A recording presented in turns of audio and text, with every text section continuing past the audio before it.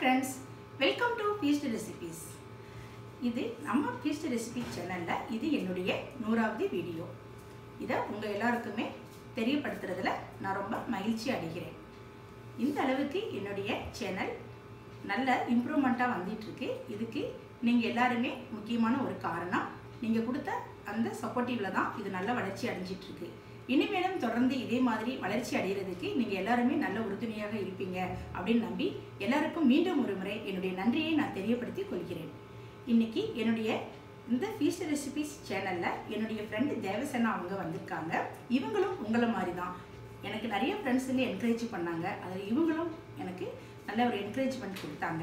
இவங்க இன்னைக்கு என்னுடைய சேனல்ல வந்திருக்காங்க அப்படிங்கிறப்போ எனக்கு ரொம்ப மகிழ்ச்சியா இருக்கு. அது மட்டும் இல்லை, வந்து நம்மளுக்கு புது வகையான ஒரு இனிப்பு வகையான ஒரு மிட்டாய் வகை நம்மளுக்கு செஞ்சு காமிக்க போகிறாங்க. அது என்ன பண்ண போகிறாங்க, எப்படி பண்ண போகிறாங்கங்கிறத நம்ம இன்னைக்கு அவங்கக்கிட்டேயே கேட்டு தெரிஞ்சுக்கலாம். வாங்க பார்க்கலாம். ஹாய் தேவசேனா. ஹாய் கீதா, எப்படி இருக்கீங்க? நல்லா இருக்கேன். ஃபீஸ்ட் ரெசிபி வந்து இவ்வளோ தூரம் வளர்ச்சி அடைஞ்சதுக்கு உங்களுக்கு பாராட்டு.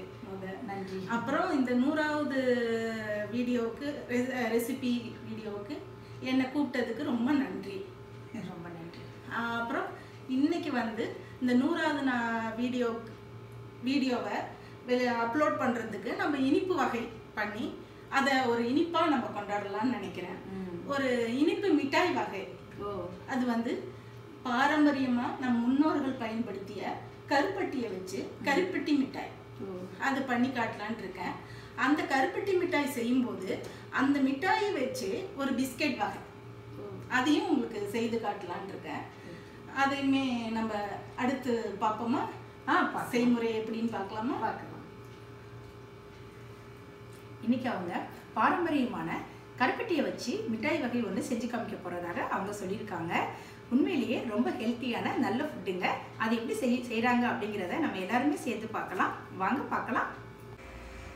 கீதா, வாங்க நம்ம செய்முறைக்கு தேவையான பொருட்கள் இங்கே அளந்து எடுத்து வச்சிருக்கேன். அதை பார்க்கலாம். ஓகே. கடலை மாவு 200 கிராம் கடலை மாவு. கருப்பட்டி வந்து இங்கே நான் முழுசாக ஒரு கருப்பட்டி வச்சுருக்கேன். அதை நம்ம தூள் பண்ணி நல்லா பொடியாக கட்டி இல்லாமல் தூள் பண்ணி அது 200 கிராம். அப்புறம் நெய் வந்து உருக்கி ஆற வச்சிருக்கிறேன். நெய் வந்து 200 கிராம். 200 கிராம் எடுத்து வச்சுருக்கோம். அது வந்து 150 கிராம் யூஸ் பண்ணுவோம். ரொம்ப சில குழந்தைங்க வந்து ஒரு சாஃப்டாக ஸ்மூத்தியாக இருந்தால் சாப்பிடுங்க. அந்த மாதிரி இருக்கிறவங்க அது வந்து 200 கிராம் பயன்படுத்திக்கலாம். இல்லைன்னா 150 கிராம் நெய் போதும். அப்புறம் அந்த மிட்டாய்க்கு நடுப்புற வைக்கிறதுக்கு பாதாம், அப்புறம் முந்திரி, பிஸ்தா எடுத்து வச்சுருக்கோம். மிட்டாய் மேலே வந்து தேங்காய் துருவல், உலர்ந்த காய வச்ச தேங்காய் துருவலை வந்து அந்த மிட்டாய் மேலே அலங்காரப்படுத்துறதுக்காக அதை எடுத்து வச்சுருக்கோம். அவ்வளோதான் இதோட தேவையான பொருட்கள். இது ரொம்ப சுலபமாக செய்யக்கூடியது தான். இது வீட்டில் இருக்கக்கூடிய பொருட்கள் தான். புதுசாக இதில் எதுவும் நம்ம செய்ய போகிறதில்ல. இப்போ அடுத்தது நம்ம என்ன பண்ணலாங்கிறத பார்க்கலாம். கீதா, இப்போ நம்ம பொடி பண்ணி வச்சிருந்த கருப்பட்டியை இந்த ஃப்ரை பேனில் போடுறோம். போட்டுட்டு இது வந்து கொஞ்சம் முழுகிற அளவு, இதுக்கு தண்ணியெலாம் கணக்கு கிடையாது. இந்த கருப்பட்டியெல்லாம் நனையிற அளவு தண்ணியை ஊற்றிட்டு கொஞ்சமாக தண்ணி ஊற்றிட்டு அடுப்பை சிம்மில் வச்சுட்டு நம்ம இது எல்லாம் கரையிற வரையும் கிண்டி விடணும். எதுக்கு இது பண்ணுறோன்னா, இது வந்து இந்த கருப்பட்டி தண்ணி எடுத்துக்கிறோம். இது பாகு வைக்கல, கருப்பட்டி தண்ணியாக கருப்பட்டியை கரையை விட்டு எடுத்துக்கணும். ஏன்னா இந்த கருப்பட்டியில் சில மண், சில துகள்கள், தூசி இதெல்லாம் இருக்கும். அதுக்காக இதை வடிகட்டி இந்த கட்டியெல்லாம் கரைஞ்சோன்னே இந்த கருப்பட்டி தண்ணியை வடிகட்டி எடுத்துட்டு அடுத்தது தான் நம்ம வந்து அடுத்த இந்த கருப்பட்டி மிட்டாய் செய்கிறதுக்கான அடுத்த செய்முறைக்கு போகிறோம். ஓகேவா? இப்போ அந்த கருப்பட்டி தண்ணி பண்ணும்போது அந்த கட்டியெல்லாம் நம்ம அப்படி அமுத்தி விடணும். இல்லாட்டி அப்படியே அந்த கட்டியானதெல்லாம் வந்து அங்கங்கே அந்த பேனில் ஒட்டிக்கிட்டு அப்படியே இறுகிக்கிறோம் பேனில். அதனால நம்ம இப்படி கிளறி விட்டுக்கிட்டே இருக்கணும். அப்போ அந்த கருப்பட்டி தண்ணி எடுக்கிறதுக்கு நம்ம வந்து இந்த கட்டியெல்லாம் உடச்சி விட்டு இப்படி கிளறி விட்டுக்கிட்டே இருந்தோம்னா சீக்கிரம் அது உருகி போயிடும் கருப்பட்டியெல்லாம். இந்த கருப்பட்டி பாகு தண்ணி வந்துச்சு. இப்போ பெரிய பெரிய கட்டியாக இருந்ததெல்லாம் உடைச்சாச்சு. இந்த சின்ன கட்டியாக இருக்கிறதெல்லாம் வந்து நீங்கள் அடுப்பை நிறுத்திட்டு கூட இப்படி கையால் இல்லை இந்த உடன் கரண்டியாலேயோ அமுத்தி விட்டிங்கன்னா அது வந்து உருகிடும். ஏன்னா எல்லா இதுவும் உருகிற வரையும் நீங்கள் அடுப்பை ஃப்ளேமில் வச்சுருந்தீங்கன்னா அது வந்து பாகாயிடும். நம்ம வந்து இப்போ கருப்பட்டி தண்ணி தான் முதல்ல எடுக்கணும். அதனால் வந்து நான் இப்போ வந்து அடுப்பை அமுத்திட்டு இந்த சின்ன சின்ன கட்டியாக இருக்கிறதெல்லாம் இப்படி உடச்சி விட்டோம்னா அது உருகிடும். இப்போ வந்து இந்த கருப்பட்டி தண்ணியை நம்ம இங்கே ஒரு ஸ்டீல் வடிகட்டியை வச்சுக்கிட்டு அதை நம்ம வடிகட்ட போகிறோம்.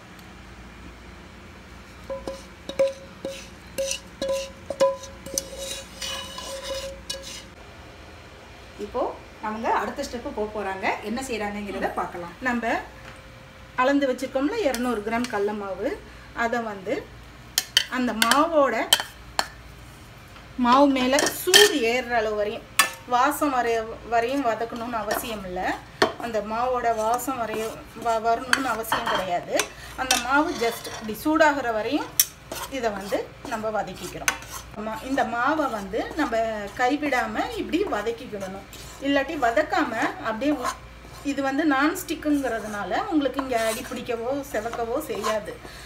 நம்ம வந்து இரும்பு கடாயில் செய்யும்போது நம்ம மாவை வதக்கலைன்னா அது என்னென்னா மாவு செவந்து அடி பிடிச்சிடும். அப்போ வந்து உங்களுக்கு அந்த அடி பிடிச்சதுன்னா மாவு அடி பிடிச்சதுன்னா மிட்டாயில் அந்த அடி பிடித்ததோட அந்த வாடை வந்து இருந்துக்கிட்டே இருக்கும். அதனால வந்து நம்ம அடி பிடிக்காமல் இருக்கணும். அதுக்கு மெயினாக நம்ம மாவை வந்து இப்படி மாவு சூடேற வரையும், இது மாவு சூடேறிடுச்சுங்க. இப்போ ஆஃப் பண்ணிடலாம். இந்த மாவு 200 கிராம் மாவை வந்து நம்ம வதக்கணும்ல, அந்த மாவு சூடேற வரையும் வதக்கணும். அந்த மாவு இப்போ வந்து நான் வதக்கிட்டு ஒரு பவுலில் கொட்டி வச்சுருக்கேன். அந்த மாவு கொஞ்சம் வந்து அந்த சூடு வந்து கொஞ்சம் ஆறுற வரையும் அதை வெயிட் பண்ணிவிட்டு அதுக்கப்புறம் இந்த உருக்கி ஆற வைத்த நெய்யை எடுத்து இதில் இந்த மாவில் போடணும். மாவில் போட்டுட்டு உங்களுக்கு இப்போ எனக்கு வந்து இந்த சாக்லேட் ஹார்லிக்ஸ் இருக்கிறதுனால ஒரு ஃப்ளேவருக்காக நான் அதை கொஞ்சம் இதில் ஆட் பண்ணுறேன். ஆட் பண்ணிவிட்டு இதில் ஹார்லிக்ஸ் எதுனாலும் சேர்த்துக்கலாமா? ஹார்லிக்ஸோ பூஸ்டோ சாக்லேட் ஃப்ளேவர்னாலும் சரி, எது நீங்கள் அந்த பசங்களுக்கு பால் குடிக்கிறதுக்கு நீங்கள் என்ன ஹெல்த் ட்ரிங்க் கொடுக்குறீங்களோ அது வந்து உங்களுக்கு இது சேர்க்கணும்னு அவசியம் கிடையாது. குழந்தைங்க வந்து இதை மாதிரி ஒரு ஃப்ளேவர்டு இருந்தால் விரும்புவாங்க. அதுக்காக தான் இதை சேர்க்கறது. சேர்த்துட்டு இதை வந்து கரண்டியாலேயோ இதுலேயும் நீங்கள் கலரக்கூடாது. இப்படி கையால் தான் பிசைஞ்சு விடணும். ஒரு கட்டி இல்லாமல் இந்த கையால் தான் இந்த மாவை வந்து நம்ம கிளறி விடணும். இப்போ நம்ம அந்த கடல மாவையும் நெய்யும் நல்லா இப்படி கரைச்சாச்சுங்க. இதில் எந்த கட்டியும் இல்லை. கட்டிப்படாமல் நம்ம கையில் இப்படி நல்லா கரைச்சி எடுத்துக்கிட்டாச்சு. இனிமே தான் நம்ம இதை வந்து அடுப்பில் வச்சு அடுத்த ஸ்டெப்புக்கு போகிறோம். நம்ம இப்போ வடிகட்டி வச்சுருந்த கருப்பட்டியை எடுத்து திரும்பி இந்த பேனில் போடுறோம். இது ஏற்கனவே நல்லா கெட்டியாக தான் இருக்குங்க. இது தண்ணியாக இல்லை. தண்ணியாக இருந்ததுன்னா பேனில் போட்டு இன்னும் கொஞ்சம் நேரம் ஒரு கெட்டித்தன்மை வர வரையும் நம்ம அதை இன்னும் கொஞ்சம் திக்காக வர வரையும் நம்ம கிளறி விடணும். இது ஏற்கனவே கெட்டியாக தான் இருக்குது. இன்னும் கொஞ்சம் நேரம் இருந்தால் நல்லா கெட்டியாயிரும்.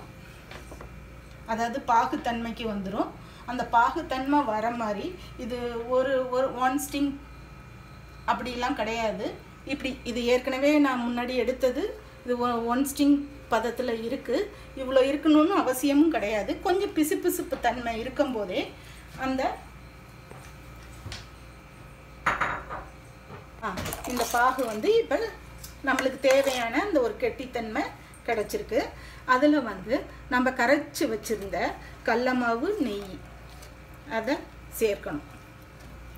சேர்க்கும்போது கூட யாராவது இருந்தாங்கன்னா அவங்கள நீங்கள் இந்த பாகில் ஊற்ற சொல்லிவிட்டு நீங்கள் கைவிடாமல், ஏன்னா பாகு உடனே டக்குன்னு கெட்டி ஆயிடும், அங்கங்கே கெட்டி பதம் வந்துடும். அதனால கைவிடாமல் கிளறிட்டு இருக்கணும். கீதா அதையெல்லாம் அப்படியே வளைச்சி விட்டு ஊற்றுங்கப்பா.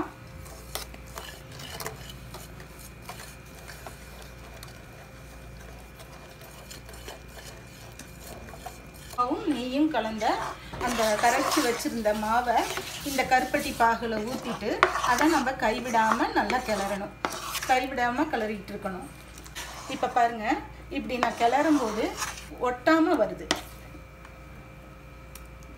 இன்னும் ஒரு 5 minutes வச்சோம்னா நம்மளோட கருப்பட்டி மிட்டாய் ரெடி ஆகிடும். இப்படி ஒட்டாமல் வருது. நீங்கள் வந்து பசங்களுக்கு நாங்கள் வந்து இப்போ ஃபாயிலில் சாக்லேட் ஆட்டம் ரேப் பண்ண போகிறோம். அப்படி இல்லாமல் பசங்களுக்கு நீங்கள் சாக்லேட் மோல்டு ஏதாவது வச்சுருந்து அதில் ஊற்றி நீங்கள் ஃப்ரீசரில் வைக்கிறவங்களா இருந்தால் இந்த மாதிரி பதம் இருக்கும்போதே எடுத்து ஆற வச்சுட்டு அந்த மோல்டில் ஊற்றி வச்சிட்டிங்கன்னா கரெக்டாக இருக்கும். இல்லை நாங்கள் வந்து இப்போ பால் ஆட்டம் பண்ணிவிட்டு அதுக்குள்ளார பாதாம் பிஸ்தா எல்லா நட்ஸும் போட்டு நாங்கள் தேங்காய் துருவலில் டிப் பண்ணி சாக்லேட் பண்ண போகிறோம். அதுக்கு வந்து அடுத்த பதம் காமிச்சிரு சைடில். இப்போ உங்களுக்கு வந்து இந்த சாக்லேட் பதம் வந்துருச்சு. இந்த பாருங்கள், இதை பார்க்கும்போதே தெரியுது அந்த நம்ம சாக்லேட் எப்படி மெல்ட் ஆகி ஊற்றுமோ அந்த மாதிரி இந்த பதம் வந்துடுச்சு. உங்களுக்கு இப்படி கிளறும் போது இப்படி ஒட்டாமல் வரணும். பாத்திரத்தில் நான் எந்த சைடு கிளறினாலும் அந்த சைடு அது ஒட்டாமல் இப்படி ஊற்றிட்டு வரணும். இந்த ஸ்டேஜில் நம்ம அடுப்பை நிறுத்திடலாம். ஒரு பிளேட்டில் நெய் தடவி வச்சுக்கிட்டு இந்த கிளறினதை தூக்கி இந்த பிளேட்டில் ஊற்றணும்.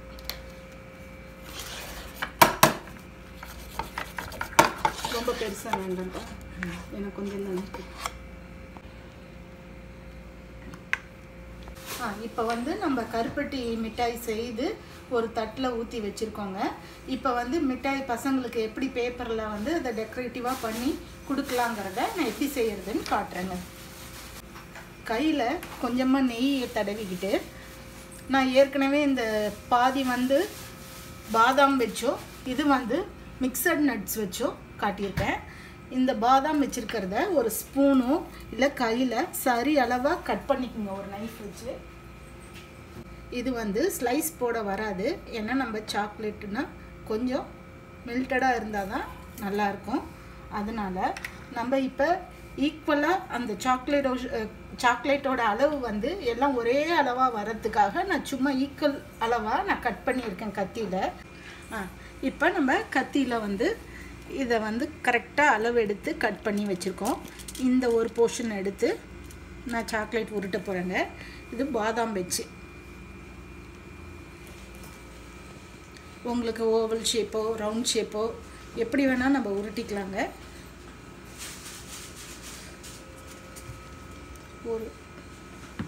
இது கூட கொஞ்சம் அளவு கொஞ்சம் கூடுதலாக இருக்குது, இன்னும் கொஞ்சம் சின்ன ஷேப்பில் பண்ணிக்கலாம். பண்ணிவிட்டு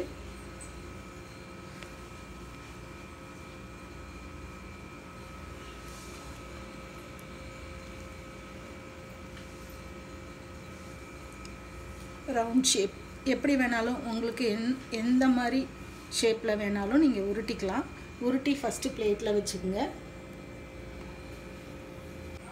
நம்ம செய்து வச்ச சாக்லேட்டில் 2 போர்ஷனாக எடுத்துக்கிட்டேன். ஒரு பாதியை எடுத்து நான் இங்கே வச்சுருக்கேன். அது வந்து உங்களுக்கு பிஸ்கெட் செஞ்சு காட்டுறதுக்காக பாதி போர்ஷன் எடுத்து வச்சுருக்கேன். இப்போ வந்து மீதி இருக்கிறதுல நான் அந்த ஷேப்பு உருட்டி வச்சுருக்கேன். உங்களுக்கு என்னென்ன விருப்பம், எந்த மாதிரி பசங்களுக்கு எந்த ஷேப்பில் கொடுக்கணும்னு நினைக்கிறீங்களோ அதை மாதிரி உருட்டிக்கலாம். உருட்டிட்டு நம்ம இதை மாதிரி ஃபாயில் அலுமினியம் ஃபாயில் எடுத்து ஸ்கொயராக கட் பண்ணி வச்சுக்கிட்டோம்னா பசங்களுக்கு சாக்லேட்டுங்கும்போது இப்படியே கொடுத்தா அவங்க சாக்லேட்னு அதை ஏற்றுக்க மாட்டாங்க. அவங்களுக்கு சின்ன பசங்களுக்கு புரியாது, இது ஏதோ வேறு ஏதோ பண்ணி கொடுக்குறோன்னு நினச்சிப்பாங்க. அதனால் இப்படி அலுமினியம் ஃபாயிலில் பண்ணிவிட்டு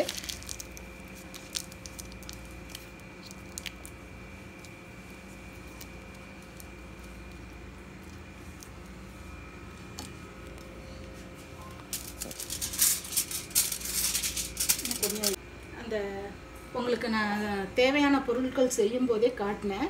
அந்த தேங்காய் துருவலில் இதை டிப் பண்ணணும். இது ஒரு டேஸ்ட் கிடைக்குங்க. அது வந்து ஒரு சாக்லேட் ஒரு ஷேப் வந்து நான் வெறும் பாதாம் வச்சு உருட்டியிருக்கேன். இன்னொன்று வந்து மல்டி நட்ஸ் வச்சு உருட்டியிருக்கேன். பிஸ்தா, பாதாம், கேஷ்யூ எல்லாம் வச்சு உருட்டியிருக்கேன். இது வந்து ரவுண்ட் ஷேப்.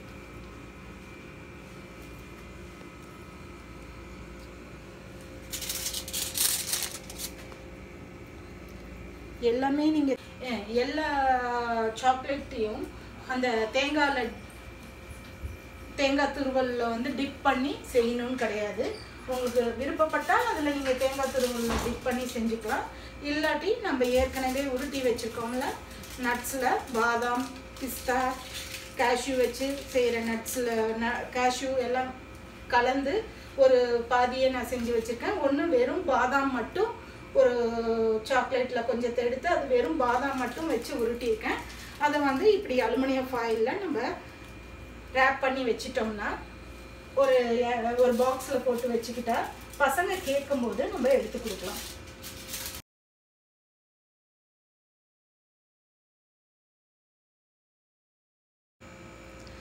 கீதா, இந்தாங்க கருப்பட்டி மிட்டாய் ரெடி ஆயிடுச்சு. டேஸ்ட் பண்ணி பாருங்கள் கீதா. கண்டிப்பாக டேஸ்ட் பண்ணி பார்க்குறேன். எப்படி இருக்குன்னு சொல்லுங்கள்.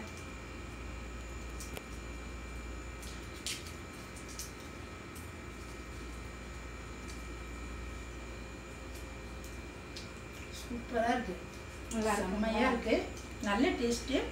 கருப்பட்டி, நெய், கடலை மாவு, தேங்காய் துருவல் இது எல்லாமே அவங்க சேர்த்து அந்த ஃப்ளேவரோடு இருக்கிறதுனால சாப்பிட்றப்ப நல்ல டேஸ்ட்டாக இருக்குது. அந்த நெய் கமன்னு வாசனையாக இருக்குது. ஆரோக்கியமான நல்ல சாக்லேட்டுங்க, அது நல்ல மிட்டாய். அப்புறம் இந்த மிட்டாய் வந்துங்க ஒரு 10 நாளைக்கு கூட நீங்கள் நான் ஒரு பாக்ஸில் போட்டு ஏர்டைட் பாக்ஸில் போட்டு வச்சுக்கலாம். கெட்டு போகாது. ஃப்ரிட்ஜில் வைக்கணும்னு அவசியம் கிடையாது. வெளியிலே கூட வச்சுக்கலாம். இது மெல்ட் ஆகவும் செய்யாது. இன்னொன்று இது கருப்பட்டிங்கிறதுனால பசங்களுக்கு நல்ல இரும்பு சத்து கூட. அதனால தான் அவங்களுக்கு வந்து இது எல்லா பசங்களும் சாப்பிட்டு பார்க்கும்போது அதோட பயன் என்னங்கிறது உங்களுக்கு தெரியும். நல்லா தெரியும். இரும்பு சத்து உதவிட்டேன்.